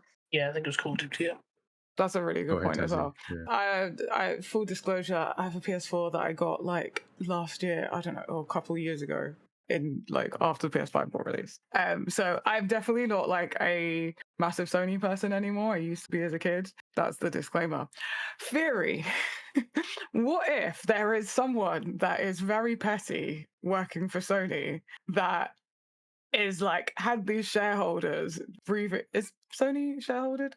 Anyway, has whoever's in charge of wanting money breathing down their neck, and they're like, but Fortnite and GTA Online make money, do that. And they're like, fine, we'll do that. We're going to make 12 live service games. And this is just to prove that live service games suck and that Sony should focus on narratives.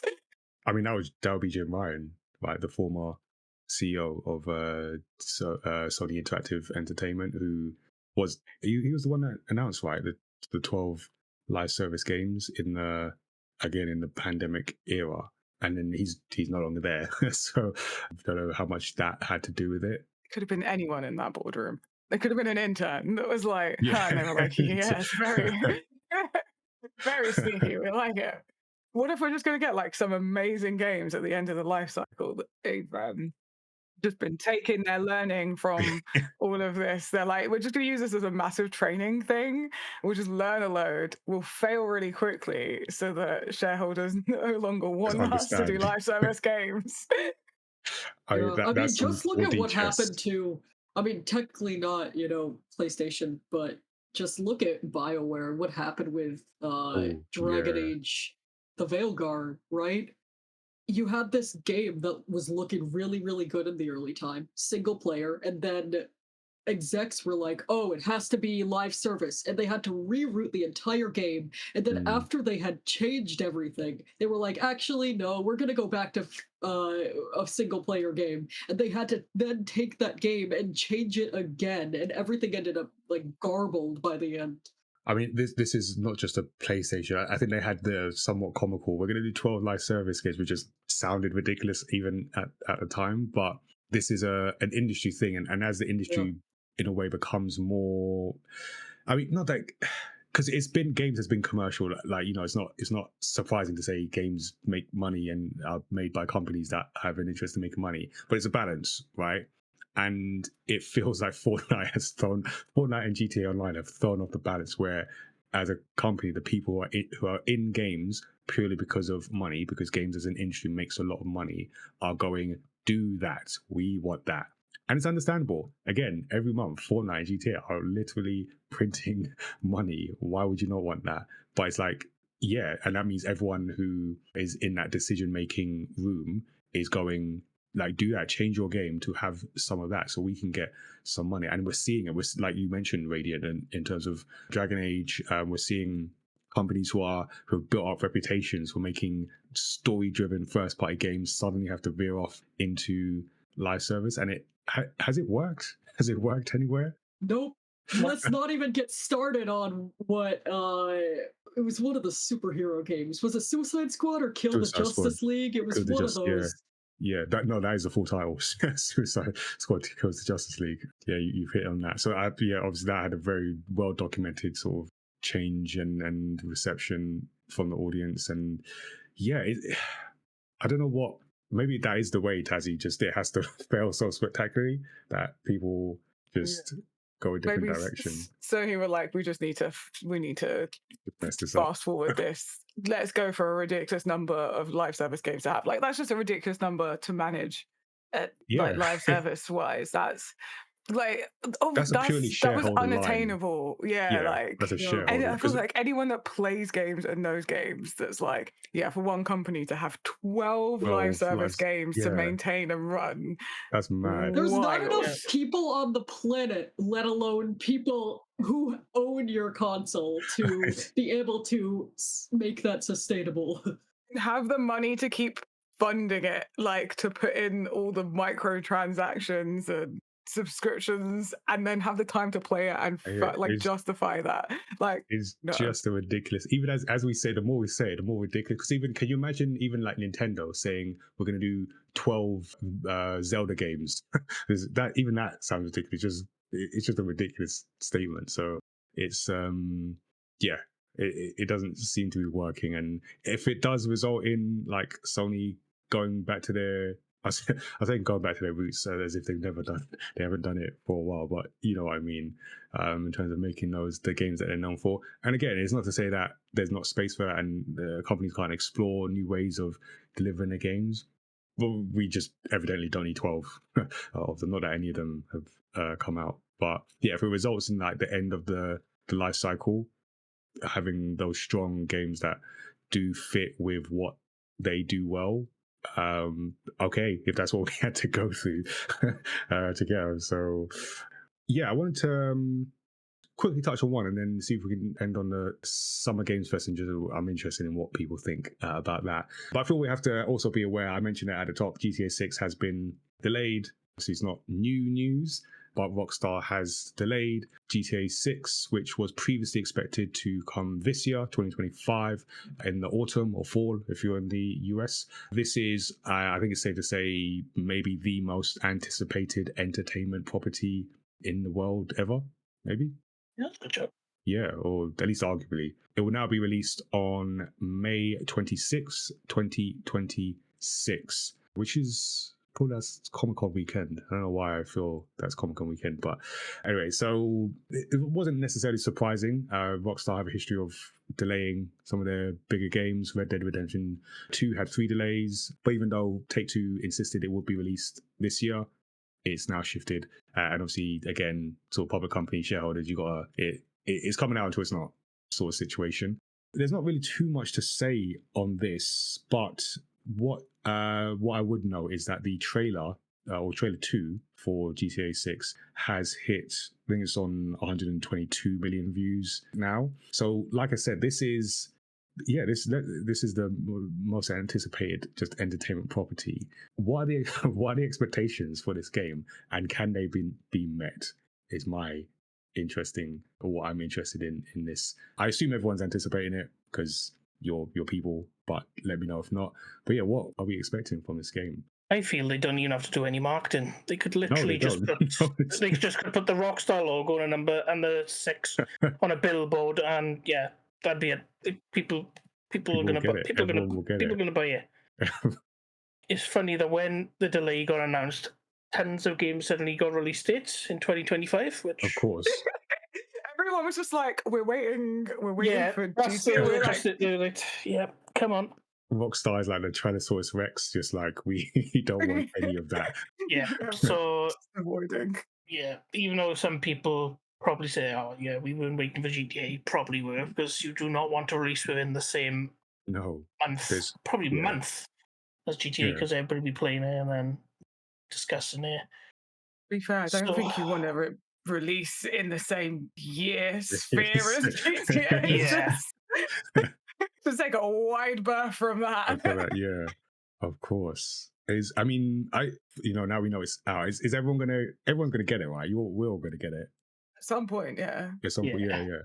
And what do we expect from this game? Because I mentioned, I'm playing GTA 5, which I like GTA. They just got a great formula.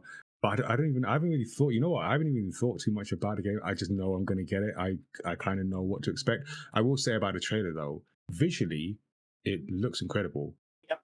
I don't know if you guys have seen the trailer. I don't usually go for trailers, but in this case, I had to make an exception. It looks like absolutely incredible. I even ended up watching a breakdown of like the visuals and a very... I forget his name.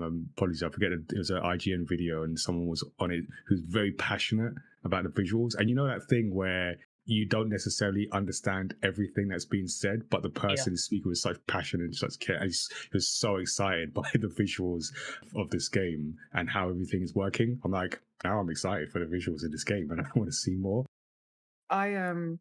So I am anticipating better controls, because that's the one thing about GTA 5. Just really struggle with the controls. But to be fair, like how long it's been out, yeah.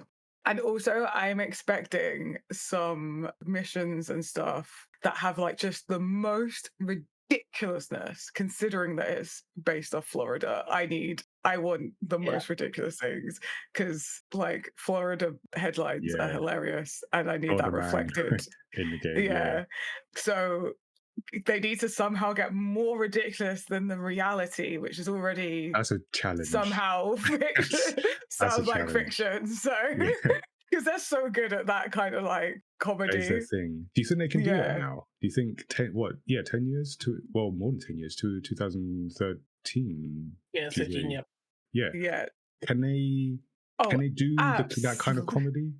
Actually, no. Sorry, let me rephrase that. I know they can do it. Will we, as a society, allow them to do that sort of comedy now? I think that the comedy that will come out of it will be hilarious. I don't think it's going to look like, because I feel like they're very good traditionally at a lot of taking the mick out of things that we are happy to take the mick out of. Yeah, they always seem to find that line. Yeah, like they comment on capitalism and terrible leaders and like things that are wrong with the world, and use bad characters that like you're not meant to like this person to like make very satire commentary on current affairs. And I think that they're gonna anger some people, but I think it's gonna it's only gonna make I think it's just gonna make it more of a success. You're hiring it then. I think they'll do well.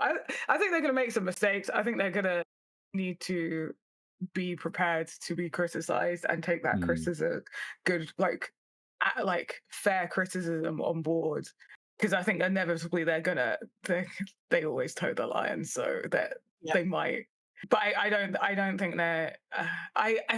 I think they've been pretty good in the past. Yeah, I'd they generally, so. Yeah. And I've appreciated the satire, and I'm a big fan of satire. And I think it is one of those things where you inevitably, with that kind of thing, you will go over the line, and it's like just knowing where's the satire, done with the right intention, and going over the line, and just being able to take that with humility. And my hope is that, because I'm confident, I feel Rockstar are good at making games, and GTA games specifically, that they'll make a game that's worthy, even as arguably overhyped that is the level of hype this game. They'll make a game that is worthy of it. My hope is that, again, we allow them to just be the GTA game, and I know there's going to be people who, maybe they well, I mean, 10 years they weren't of adult age when for the previous GTAs, we don't suddenly go like GTA 6 is something new, or that GTA comedy is something new, and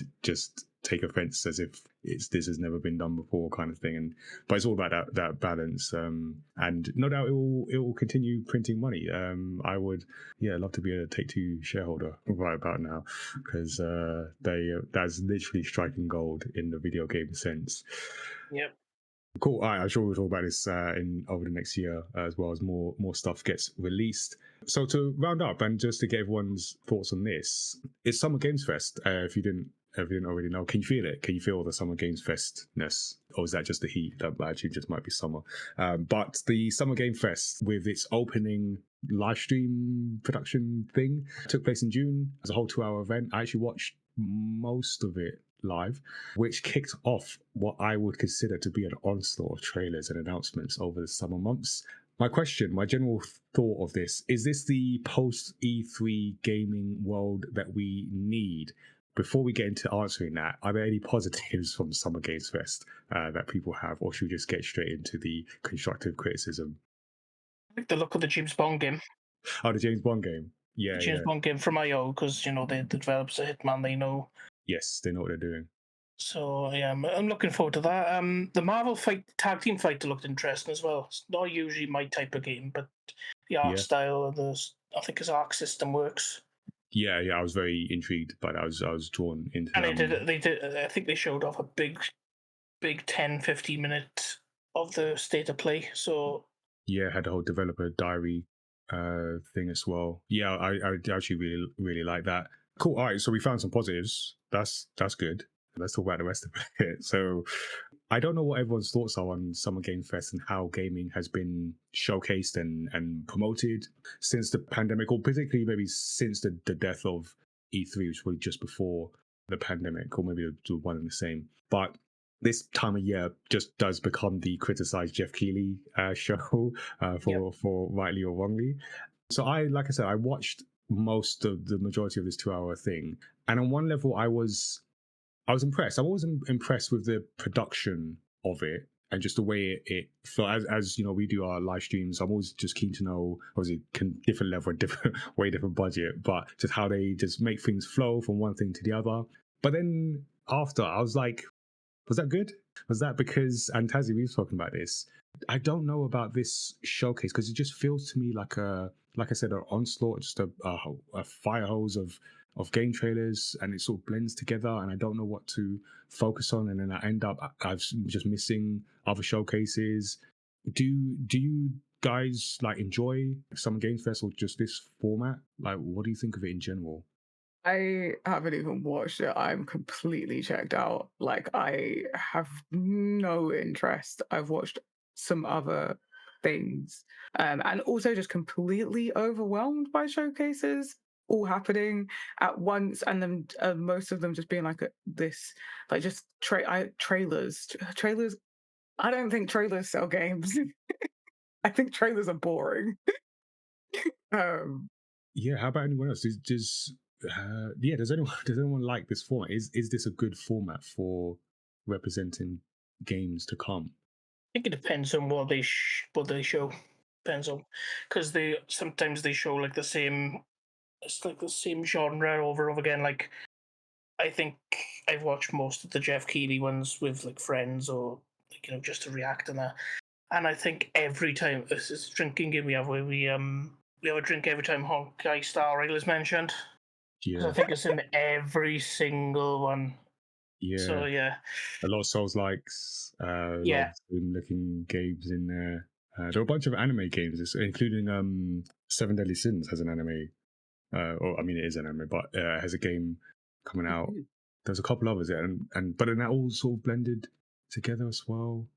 yeah. They should like really space them out, if to give them each time to breathe, because they're not bad. They're not bad looking games. They do look promising, but it's just right. This is Souls like 4, right? Which one was that? Was that what it said? France or Germany with the maid? You get confused, and Yeah. they should spread them out more. Okay. And I read something on Kotaku from Zach Zwazin, if I'm pronouncing that right. Svisen, I think. Svisen, Zach Yeah. Svisen. Cool, thank you for that. So they said, said a lot of things, but there was one quote that they mentioned: Summer Games Fest was an empty show that felt lifeless and sad. It's clear that publishers are chasing trends and only greenlighting and funding games that look like other things that people bought. I think this speaks to Summer Games Fest, but also again state of the industry. I think one of the things that hit for me when I was watching it is seeing Geoff Keighley bring out Hideo Kojima again. Yep, his best friend. Yeah, and obviously Kojima legend in the game. Obviously, he's got a new game out, but it always happens, and it's like, at what point does this just become a personal indulgence for Geoff Keighley, and he just bring out the same things, the same people he likes? Like, what value are we getting from seeing Kojima come out, do his 5 minutes, if that, go off stage? Like, yeah, I don't know. I don't know what I feel about this whole thing, and I don't know what we should be doing instead. But it feels like this isn't it. Just seems pointless to bring them in. It's sort of the explanation. Oh, this could have been an email. Could have just sent it a video message. Yeah. With like subtitled, because I don't think his English is very good, but obviously his Japanese. His Japanese is exquisite, obviously. Sure, yeah. But his translator, I think it's the same guy. But yeah, get off topic. It's sort of they could have been like a video message, and then he could have introduced like a trailer or special look at a project. This didn't seem to have to go there. But, it feels like, I don't know, unless anyone has any other thoughts in terms of like what positives are out of it, it feels like this might not be the best representation for games, and or Geoff Keighley's not necessarily the best person for, at least to the level he is represented in this whole thing. But has anyone got any thoughts on how this could be done better? Yeah, I think like someone said before, I think like just spacing it out, like the pacing of it, so that it's not just trailer, because like when I used to go to E3 and go to like the press conferences and all that stuff, like, oh yeah, you've been. I used to, yeah, I've been there, and I used to like clearly like remember like all the games like that were announced and stuff, but with these Summer Games Fest streams, like I don't remember half the games that were announced, because it's just trailer. Like it's almost like an overload. And I do remember like back in like the E3 days, you would get like, passionate developers and stuff. They would come out, they would show you demos, explain things to you. They do it at Summer Games Fest 2 to an extent, but like not enough. And it's just not like, it's just the pacing is like really, it's disjointed, I feel. So I do agree that something has to change with the format. I actually have notes that I've been taking from watching like different showcases of like what I enjoy about them, what like makes games more memorable. So I've just been like slowly collecting notes, and I agree with a lot of what's already been said. It's like pacing, it's separating game trailers, it's having passionate conversations, and a mixture of like talking to game devs, talking to like different people in different parts of that game making process. And as well, like I feel like the main shows are just the trailers, and then the good bits are like all the post and pre shows should be a like more of what should be in the actual show. and then the trailers should be the like post show and But that's how stuff. it's funded, Like, right? These companies getting their trailers in there are paying to have that, and that funds the whole production. So that's, I guess, the cause and the problem and the solution. yeah, but like it's just trail. Like it's just Yeah. it's boring. It's just, at least from what I remember, I don't know if it improved this year, but from what I remember for specifically Geoff Keighley's show, I refuse to call this other game first. Is like it's just him talking and then showing trailers. Yeah, Was pretty that the much. same this year? Yeah. Okay. Yeah, some guest hosts in there, but yeah, it's always come back same. Like, no, that's not what it needs to be. Like, I used to love watching E3 and like the moments of like bringing this random person on that is either someone really into that game, that genre, or Keanu like Reeves telling someone, you you're Keanu awesome. Reeves. Yeah, like all these wholesome moments that are brought on by like actual things. And I think that's lost when it's just one show, one room, one guy, one host. We lose passion, we lose individuality, and then we check out. Okay. Radiant, I don't know if you got any thoughts on this. Let's not even get me started. I have a lot of thoughts on this, but not a lot of them that I'm going to say on this podcast. I will say this. It is way too expensive to get your trailer on that show to begin with. So I hear. Yeah. Someone did the math and was like, well, what if we got like a bunch of indies together and we all split the cost and we all had like 1 to 5 seconds of our game on there? And it's like, it's not worth it. That's it. You can just put your game on the internet and share it, and you might get it seen by the same amount of people if it goes well. Like, it's just not worth it for honestly, even AA studios, it's not worth it. It's become like this Super Bowl of advertising in games. Really, and it's just really feels like that. Yeah. Without the entertaining part of the Super Bowl. Right. Like, right. Where's the pettiness? Yeah, or even a Kendrick Lamar like halftime we're show. all sitting down to watch the Super Bowl commercials without the Super Bowl or the halftime show. Yeah, actually, wow. It does, but that's a good description. Huh. Okay, some work to be done in that case. And I feel this is something that will be ongoing, because at the moment this is the only game in town in terms of like that level of reaching people, even though I don't think it reached the same audience in the same way that E3 used to, but it's sort of what we've got. But I feel something different hopefully comes out of this, although I feel as long as Geoff Keighley's there, it's his playground, or something else comes out in a way that, like you say, Tazziii, just a bit more interesting and isn't just watching game trailers for either games that, a lot of games are, we know about are coming or are so far out that it's like doesn't matter at this moment.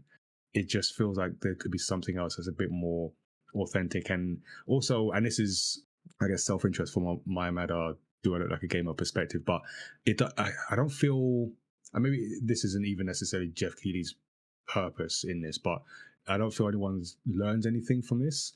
Like, what I did quite appreciate from the state of play and that new Marvel game from Arc System Works is they did I think it's like 10 or 15 minute developer diary talking about their process in making a game, how they worked with Marvel and the IP and the characters. And I got something from that. I'm like, oh, I appreciate this game. I intend to play it, but even if I didn't, I was like, okay, I appreciate how this game is being made, and I feel we need more of that. I know it's not necessarily commercially of like priority, but just more of that so that the audience, the players, can see like, oh, these are the people making games, this is some of the stuff they think about. Now I'm genuinely excited to play this game, and how these people, I mean, we just spent a whole weekend at BAFTA looking at like young people making a game, talking to other young people, appreciating the craft of making games, and that whole thing that we all enjoy playing, and I'd like to see some of that represented in these types of events. And I feel like Summer Games Fest, at least in its current iteration, sort of strips all that down to just the trailer, just hype, and just empty calories. But anyway, that's my rant. I didn't plan that. But yeah, that's just what I feel about that. Something better can be done. But who knows? Who's the person to do it? Who knows? If you give me a big enough check, maybe it could be me. But until then, I'll just keep doing this podcasting thing and criticizing from afar. So that's pretty much our roundtable and our thoughts on the Summer Games Fest so far, and all the major sort of platform holders and where things are at the moment. Let us know what you think, especially if there's a game story you think we should be looking into, thinking about for our next roundtable. We do these a few times each podcast season. Let us know. You can send us an email. You can jump in our Studio 77 Discord, share stories with us, and who knows, we might be talking about them on this next episode. So before we wrap up completely, let's just check in with our guests and find out more about each of them.